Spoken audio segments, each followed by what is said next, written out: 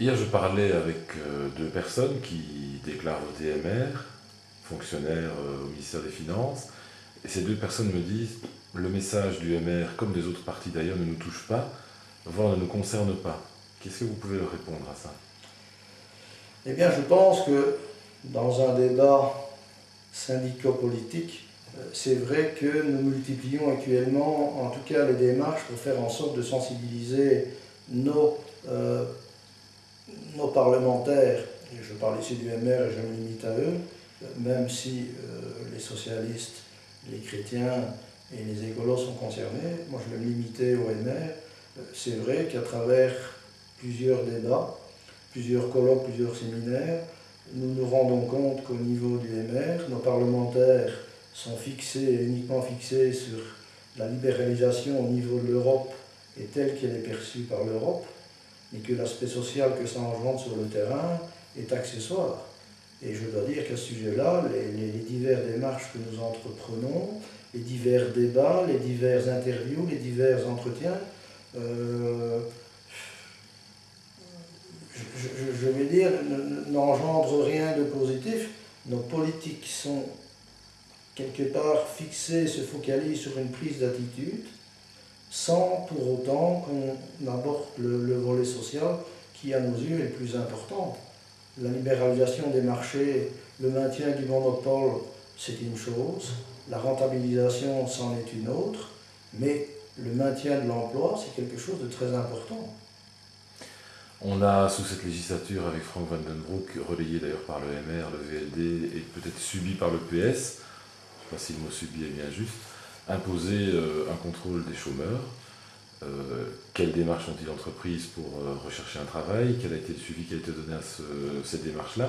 Quelle est la position du syndicat par rapport à ça, ou peut-être une position plus personnelle liée à, donc, à ce contrôle des chômeurs plus régulier que ce qu'il n'était avant? Je pense que c'est une question pertinente sur laquelle je ne suis pas suffisamment qualifié que pour donner une réponse, en tout cas qui correspond à celle que mon organisation pourrait donner. Ce que je peux simplement donner à titre d'exemple, c'est ce fameux marché parallèle où on utilise et des chômeurs dans le cas d'utilisation très intérim ou compagnie, et ce fameux marché parallèle des indépendants, on utilise des enfants de 13 ans ou moins dans un contexte tout à fait, allez, je vais dire, en ce qui me concerne, irresponsable. En ce qui concerne la problématique des chômeurs au sens général du terme, c'est vrai que c'est un débat sur lequel moi je ne vais pas m'étendre, étant donné que c'est quelque chose pour lequel je ne suis pas compétent. À Crisnay, aux élections communales, la majorité, aujourd'hui MR, a gagné en communiquant sur le village idéal. Donc on a parlé de ce qui était le village idéal au sens de la Fondation rurale de Wallonie, qui avait fait une étude là-dessus. Selon vous, quel est le député idéal? Je peux faire appel à un joker.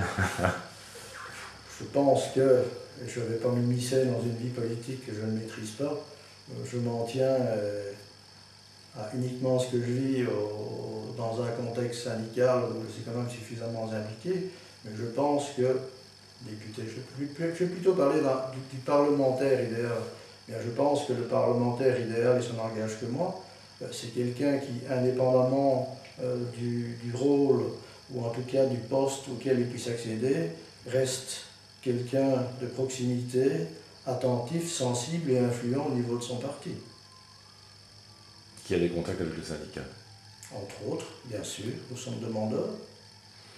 2007, 10 juin, c'est dans 10 jours, ça tombe bien. Quel est votre message au MR? Quel est votre message à vos amis, à votre famille? Comment est-ce que vous vivez cette campagne et quel message donc souhaitez-vous délivrer par rapport à ça? Je ne suis pas suffisamment prétentieux pour adresser un avis autorisé ni à mes amis ni à ma connaissance. Par contre, au MR, oui, j'en ai un clair, j'ai un message bien clair à communiquer au MR.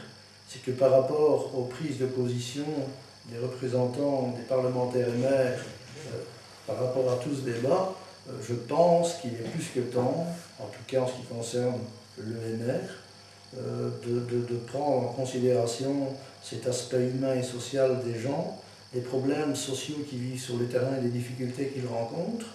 Et c'est aussi peut-être un signe suffisamment fort en disant bon, le MR c'est bien.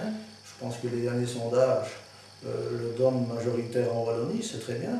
Maintenant, la question qu'il faut encore se poser, est-ce que nécessairement les gens qui sont issus d'une tendance MR, ou en tout cas syndicalement de cette fameuse couleur bleue, on va se poser des questions, et est-ce que ça ne va pas influencer le vote? C'est la dernière question que vous vous posez.